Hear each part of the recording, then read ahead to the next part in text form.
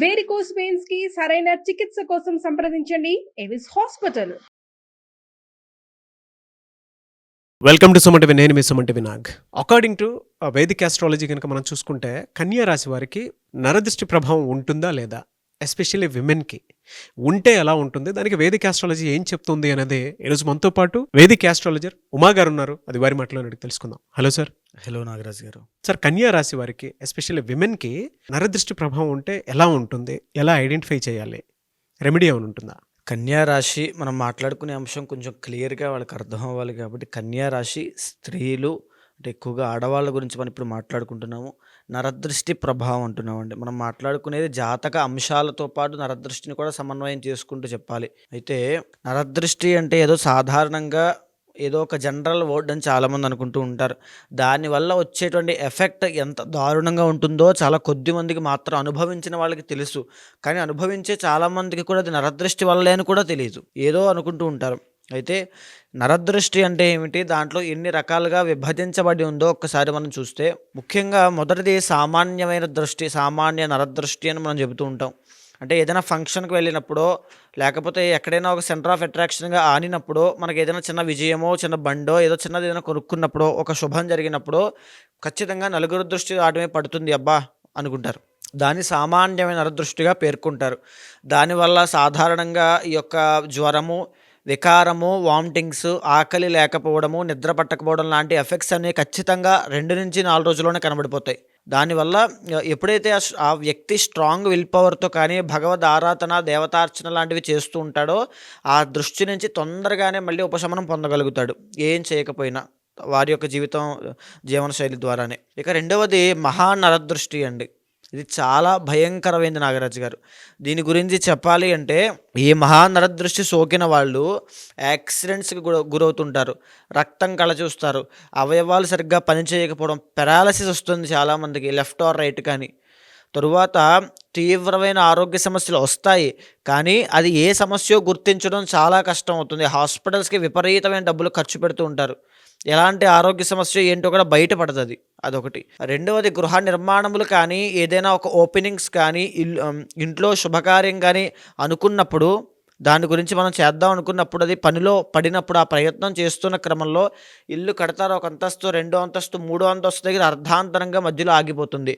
మళ్ళీ అది కొన్ని నెలలైనా సంవత్సరాలైనా శంకుస్థాపన అవుతుంది, మళ్ళీ ముందుకు వెళ్ళదు ఇంకా పని. దాన్ని మహానరదృష్టి అంటారు. ఈవెన్ ఎంగేజ్మెంట్ అవుతుంది, పెళ్ళిళ్ళు క్యాన్సిల్ అయిపోతాయి, మహానరదృష్టి. తర్వాత ఒకరి తర్వాత ఒకరు ఇంట్లో చనిపోతూ ఉంటారు, అది మహానరదృష్టి. తర్వాత భగవంతుడి మీద ఆసక్తి తగ్గిపోతుంది, నమ్మకం తగ్గిపోతుంది. భగవంతుడు లేడు, ఏమీ లేడు, ఏం పర్వాలేదు, నేను చచ్చిపోతాను, ఆత్మహత్యలు చేసుకునేటువంటి ఆలోచనలు, భావనలు, ప్రకంపనలు, ఆ స్వభావంలో మార్పులు, శరీరంలో మార్పులు, ఇవన్నీ కూడా మహానరదృష్టి. ఇక మూడవది సంభోగ దృష్టి అని ఉంటుందండి. ఒక అన్యోన్యంగా బ్రతికేటువంటి భార్యాభర్తల దంపతుల మధ్యలో ఆ అందంగా ఉండేటువంటి ఎవరో ఒకరి మీద మూడో ఒక వ్యక్తి యొక్క దృష్టి పడినప్పుడు, ఆ వ్యక్తి యొక్క దృష్టిని సంభోగ దృష్టిగా పేర్కొంటారు. దానివల్ల ఆ దంపతుల మధ్యలో అన్యోన్యత తగ్గిపోతుంది, లేదా అక్రమ సంబంధాలకి దారితీస్తాయి, లేదా వీళ్ళిద్దరి మధ్యలో అనుమానాలు, సందేహాలు, భార్య భర్తను సరిగ్గా పట్టించుకోకపోవడం, భర్త భార్యను సరిగ్గా పట్టించుకోకపోవడము, ఇంతకు ముందులా ఉండకపోవడం లాంటివి ఎన్నో సమస్యలు సంభోగ దృష్టి వల్ల మ్యారీడ్ లైఫ్లో ఇష్యూస్ వస్తాయి, రిలేషన్షిప్లో ప్రాబ్లమ్స్ వస్తాయి, డైవర్స్ దాకా వెళ్ళిపోతాయి. ఇక నాలుగవది సంతాన దృష్టి అని ఉంటుందండి. అంటే చిన్నపిల్లలకి, చంటి పిల్లలు ఉంటారు కదా, చంటి పిల్లలు ఏమీ లేకుండా, అసలు ఏ కారణం లేకుండా అర్ధరాత్రి పూట లేచి కూర్చుని ఏడుస్తూ ఉంటారు ప్రతిరోజు.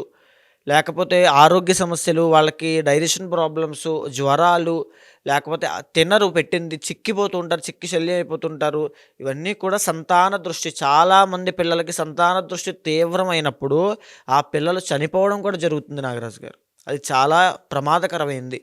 ఇంకా చెప్పాలంటే, ప్రెగ్నెన్సీ ఉన్నటువంటి లేడీస్ కనుక వాళ్ళ మీద సంతాన దృష్టి పడింది అంటే, ఆ డెలివరీ అయ్యేలోపు మిస్క్యారీ అయిపోతుంది, బ్లీడింగ్ ప్రాబ్లమ్స్ వస్తాయి, పీసీఓడి ఆర్ పీసీఓఎస్ నార్మల్ లేడీస్కి వస్తాయి. ఖచ్చితంగా ఇలాంటి ఇబ్బందులతో సంతాన దృష్టి అనేటువంటి నరదృష్టి పడినప్పుడు చాలా ఇబ్బంది అండి. సంతానం ఖచ్చితంగా ఎఫెక్ట్ అవుతారు. ఎవరింట్లో అయినా సంతానం ఇబ్బంది అవుతోంది, వంశోద్ధారకుడు పుట్టట్లేదు, సంతానం కలగట్లేదు అనుకుంటే ఖచ్చితంగా గుర్తుపెట్టుకోండి, సంతాన దృష్టి మీ మీద ఉంది. ఆ దృష్టి దోషం పోయేంత వరకు కూడా ఆ సంతానం నిలవదు. ఇది బాగా గుర్తుపెట్టుకోవాలి. తరువాత వచ్చేటువంటి సూక్ష్మ నరదృష్టి అని ఉంటుందండి. అంటే మన చుట్టూ ఉండేటువంటి మన ఫ్రెండ్సో, మన ఫ్యామిలీయో, లేకపోతే మన బంధువులో, మన పరివారంలో ఉండేటువంటి వాళ్ళో కావాలని మనం ఎదుగుతున్నామనే విషయాన్ని దృష్టిలో ఉంచుకొని వెళ్ళొద్దు, చెయ్యొద్దు, పాడైపోతావు, నాశనం అయిపోతావు, పడిపోతావు, అప్పుల పాలైపోతావు, ఇబ్బందులకు గురవుతావు, నువ్వు ఒక్కడివే ఉంటావు, ఎవరు సహాయం చేయరు అని భయ ప్రకంపనలకి మనల్ని ప్రలోభ పెడుతూ ఉంటారు. అంటే మనం జాగ్రత్త అని మనం అనుకుంటూ ఉంటాం చాలామంది వ్యక్తిగతంగా. సో మీరు చూసుకుంటే కనుక తల్లిదండ్రులు కూర్చోబెట్టి చెప్పేటువంటి జాగ్రత్తకి, వాళ్ళు చెప్పేటువంటి మాటకి చాలా థిన్ లేయర్ మాత్రమే అడ్డుంటుందండి. సో చూస్తే ఆ యొక్క డిఫరెన్సే సూక్ష్మ నరదృష్టి. ఆ సూక్ష్మ నరదృష్టి పడింది అంటే మీ అంతటా మీరే, మీ యొక్క ప్రయత్నపూర్వకంగానే మీరు చేసే ప్రతి పనిలోనూ ఆటంకాలు మీరే తెచ్చుకుంటారు. మీరు ఒక కాన్ఫిడెన్స్తో ముందుకు వెళ్ళలేరు. ఓవర్ థింకింగ్ ప్రాబ్లం వస్తుంది. మీరు ఒక పెద్ద వ్యక్తిని ఇంటర్వ్యూ చేయాలనుకున్నారనుకోండి, సూక్ష్మ నరదృష్టి పడినప్పుడు ఆ భయంతో మీరు సరిగ్గా పెర్ఫామ్ చేయలేరు. ఎందుకులే పెద్ద వ్యక్తి మళ్ళీ ఇబ్బంది అవుతుందేమో అని పక్క వాళ్ళు చెప్పేటువంటి మాటలన్నీ మైండ్లో ఉంటాయి. అది సూక్ష్మ నరదృష్టి అండి, నష్టానికి స్లో పాయిజన్ లాంటిది. మన చుట్టుపక్కల ఉన్న వాళ్ళే నాశనం చుట్టుపక్కల చేసేస్తారు ఉన్న అట్లా. వాళ్ళే మనం బ్రెయిన్ వాష్ చేసేస్తారు, మన ఆలోచనల్ని మార్చేస్తారు, మన సెల్ఫ్ కాన్ఫిడెన్స్ పోతుంది, ఓవర్ థింకింగ్ ప్రాబ్లం పెరిగిపోతుంది, ఈ రకమైన ఇబ్బందులన్నీ మరి వస్తాయి. ఎలా సార్ అంటే ఈ కన్యా రాశి వారికి గనుక మనం చూసుకుంటే విమెన్‌కి ఎలాంటి నరదృష్టి ప్రభావం ఉంటుంది? సో ప్రజెంట్ మీకు ఇక్కడ కన్యా రాశి చూస్తే అండి, కన్యా రాశి వాళ్ళు జనరల్గానే చాలా సాఫ్ట్ పీపుల్, చాలా business minded people, marketing people, లేకపోతే సొంతంగా ఎదిగి 10 మందికి ఉపాధి ఇచ్చేటువంటి తెలివితేటలు ఉన్నటువంటి పీపుల్. అదేవిధంగా కన్యా రాశి పీపుల్ ఎప్పుడు కూడా హెల్త్ ఇష్యూస్ వల్ల బాధపడుతూ ఉంటారు ఖచ్చితంగా, జనరల్గానే. ఈ యొక్క 2025లో కావచ్చు, లేకపోతే కన్యా రాశి వాళ్ళకి కావచ్చు, సూక్ష్మ నరదృష్టి, ఇప్పుడు మనం చెప్పిన 5వది సూక్ష్మ నరదృష్టి ప్రభావము చాలా తీవ్రంగా ఉంటుంది. ఇలా సిమ్టమ్స్ ఎలా ఉంటాయి సార్ వాళ్ళకి? అంటే ఇది ఉంది అని ఎలా తెలుసుకోగలుగుతాము? నీరసము, తర్వాత ఆకలి లేకపోవడం అండి, భయము. చాలామంది కన్యా రాశి స్త్రీలు ఈ దృష్టి బారిన పడిన వాళ్ళు ఖచ్చితంగా నిద్రలోంచి లేచి ఉలిక్కిపడి లేచి పీడకలతో బాధపడుతుంటారు. ఎవరో వాళ్ళని తరిమేస్తున్నట్టు, వాళ్ళకి సహాయం చేసేవాళ్ళు లేకపోవడం, ఒక డిప్రెషన్లో ఉండడం, నీరసంగా పీల మొహం వేసుకుని నాకు ఏం చేయాలో అర్థంగా, ముఖంలో నవ్వు కూడా రాదండి. ఆడవాళ్ళకి హెయిర్ ఫాల్ అయిపోతుంది, అందవిహీనం అయిపోతారు, వర్చస్సు తగ్గిపోతుంది, పని మీద కాన్సన్ట్రేషన్ ఉండదు, వికారంగా వామిటింగ్స్, మైగ్రేన్ వల్ల చాలా ఇబ్బంది పడుతూ ఉంటారు. బాగా గుర్తుపెట్టుకోవాల్సిందండి ఇది మైగ్రేన్. తర్వాత డైజెషన్ ప్రాబ్లమ్స్ వస్తాయి. అండ్ ఇంకా చెప్పాలంటే ఈ కన్యా రాశి స్త్రీలు జనరల్గానే చాలా తెలివైన వాళ్ళు. వాళ్ళ తెలివంతా మందగించిపోతుందండి, వాళ్ళ తెలివితేటలు ఏమీ పని చేయవు. అండ్ ఇప్పుడు కనుక చూస్తే జనవరి మాసంలో కూడా వీళ్ళకి ఈ మహానరదృష్టి ప్రభావం వల్ల హాస్పిటల్ పాలయ్యేటువంటి అవకాశాలు ఉన్నాయి. జరిగినటువంటి డిసెంబర్లో అదే ప్రాబ్లంతో బారిన పడ్డారు, ఇప్పుడు మళ్ళీ జనవరిలో కూడా అదే ప్రాబ్లం అంటే వస్తుంది. 2 నరదృష్టులు ఉన్నాయి. ఖచ్చితంగా అండి, సూక్ష్మ సూక్ష్మ నరదృష్టి, నరదృష్టి. మహానరదృష్టి, ఈ 2 ఓకే. బారిన పడతారు. మీరు మళ్ళీ వీడియో ఫస్ట్ నుంచి చూడండి, తెలుస్తుంది. సూక్ష్మ నరదృష్టిలో ఏముంటుంది అని అంటే మీ చుట్టుపక్కల ఉండేటువంటి వాళ్ళే మిమ్మల్ని ఇన్ఫ్లుయెన్స్ చేసి చెడగొట్టేస్తారు. మహానరదృష్టి అంటే ఇంక మీరు ఫస్ట్ నుంచి వీడియో చూస్తే మీకు తెలుస్తుంది దాని చాలా విధంగా ఇబ్బందులు ఉంటుంది. పడతారండి, హాస్పిటల్స్కి, సర్జరీస్కి, ఇంజూరీస్కి, గాయాలు పాలవ్వడము, అసలు నిరంతరం మెడికేషన్ వాడుకునేటువంటి అవసరం. ఈవెన్ టీనేజ్లో ఉన్నటువంటి కన్యారాశి అమ్మాయిలకు కూడా ఈ మహానరదృష్టి ప్రభావం వల్ల నిరంతరం మందులు వాడాలి, హాస్పిటల్కి వెళ్ళాలి, ట్రీట్మెంట్ చేయించుకోవాలి, చెకప్లు చేయించుకోవాలి, డబ్బులు వాటి ఖర్చు పెట్టాలి. ఎలా సార్ ఏ మంత్ నుంచి ఏ మంత్ వరకు ఎలా ఉంటుంది వాళ్ళకి? ఇప్పుడు వీళ్ళకి చూస్తే అండి, జనవరి మాసం దగ్గర నుంచి మార్చి దాకా సూక్ష్మ నరదృష్టి ప్రభావం చాలా తీవ్రంగా ఉండే అవకాశాలు ఉన్నాయండి. ఎప్పుడైతే మే 15 తరువాత నుంచి గురుడు 10th హౌస్లోకి రాబోతున్నాడో, వీళ్ళకి వృత్తిరీత్యా కాస్త మెరుగైనటువంటి అవకాశాలు వస్తాయో, వీళ్ళకి సేమ్ సూక్ష్మ నరదృష్టి వల్ల, మహానరదృష్టి వల్ల వీళ్ళు ఏదైనా వాహనాలు కానీ అవి కొనుగోలు చేసే అవకాశాలు ఉంటాయి. ఎప్పుడైతే ఈ సూక్ష్మ నరదృష్టి యొక్క ప్రభావం పడుతుందో అవి కొనలేకపోవడము, లేకపోతే వీళ్ళు సొంతంగా వీళ్ళ దగ్గర డబ్బులు ఉంటే కానీ ఎంజాయ్ చేయలేరు, అనుభవించలేరు.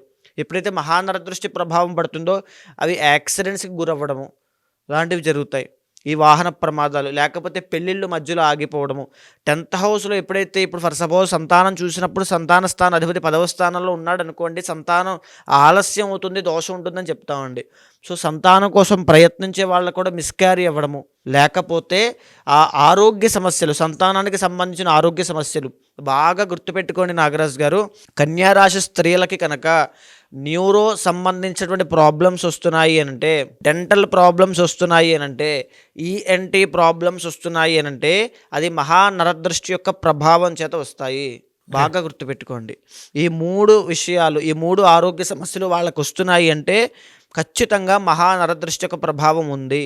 ఎలా సార్ మరి దీనికి రెమెడీ ఏమైనా ఉందా సార్ అసలు? మహాప్రత్యంగిర హోమం అండి. ఇప్పుడు ఈ దృష్టి యొక్క ప్రభావం ఎంతకాలంలో పనిచేస్తుందని వాళ్ళు అనుకుంటూ ఉంటారండి. వాళ్ళకి ఆ నరదృష్టి సోకినటువంటి 2 నుంచి 7 రోజుల లోపలనే వాళ్ళు ఎఫెక్ట్ అవుతారు. వాళ్ళకి ఆరోగ్య సమస్యలు అది నార్మల్గానే హెల్త్ ఇష్యూస్ కదా అని వాళ్ళు అనుకోవచ్చు. కానీ తరచు ఎప్పుడు వస్తూనే ఉంటాయి.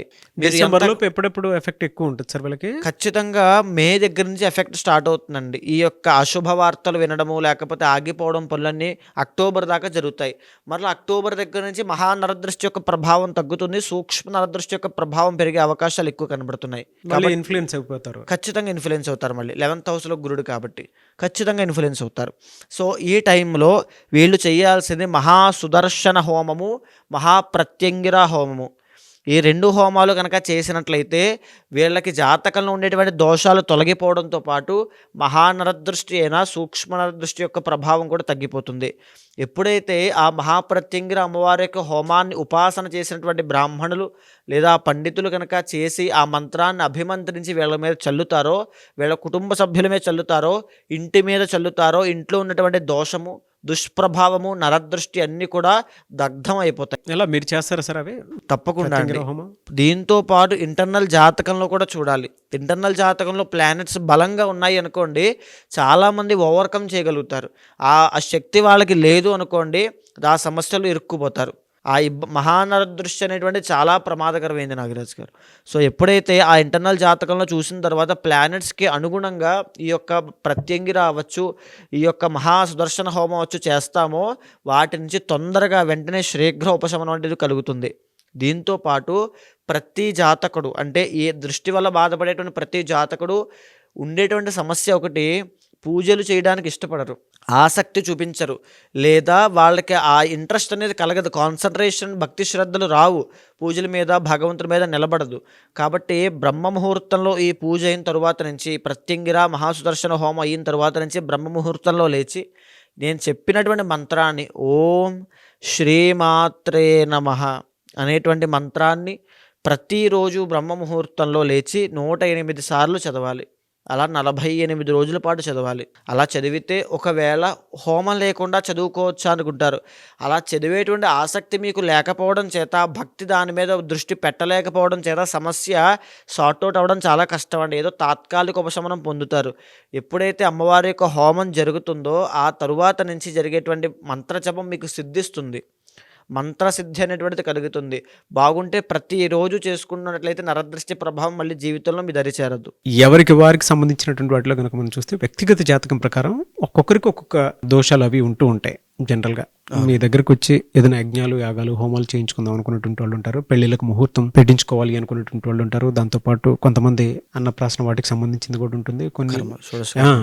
కొన్ని యజ్ఞాలు, యాగాలు, హోమాలు. సో వాళ్ళ బిలీఫ్ సిస్టమ్ ప్రకారం మిమ్మల్ని అప్రోచ్ అవుదాం అనుకుంటారు. అది ఏ రాశి వారైనా సరే, నక్షత్రం వారైనా సరే. వాళ్ళకి మీరు టైం ఇస్తారా? అపాయింట్మెంట్ తీసుకోవచ్చా? ప్రాసెస్ ఏంటి? తప్పకుండా అండి.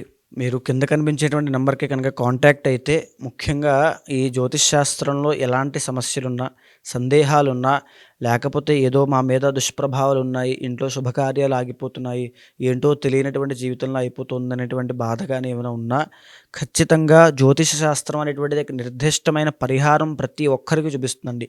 ఆస్ట్రాలజీ అనేటువంటిది ఒక ఆయుధం లాంటిది మన భారతదేశంలో. ఇది వెస్ట్రన్ కల్చర్లో కూడా అలవాటైందంటే దీని యొక్క పవర్ ఏంటో ఆలోచించవచ్చు. సో ఆస్ట్రాలజీ ద్వారా ప్రతి మనిషిని ప్రిడిక్ట్ చేయొచ్చు.